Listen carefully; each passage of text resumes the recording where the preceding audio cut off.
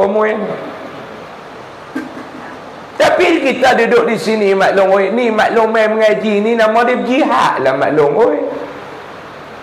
Main mengaji elok dah, duduk tunggu ustaz main lambat, dia duduk kata kat orang tu berjahat nama dia maklum. Jangan duduk campur jihad dengan jahat. Dia sampai ke 9, ustaz sampai 9.30. Mula dia kata ke orang, perang tak duduk tu. Habis 9.20 orang habis. Dia pun tengok jam, yang ustaz ni pun dia nak main ke tak main, saya pula kena kan. Tu nama dia berjahat. Ni kita main maklum, saya main mengajar, maklum main mengaji, ni pun jihad maklum, salah satu jihad. Jihad kita dalam nak mengenali agama.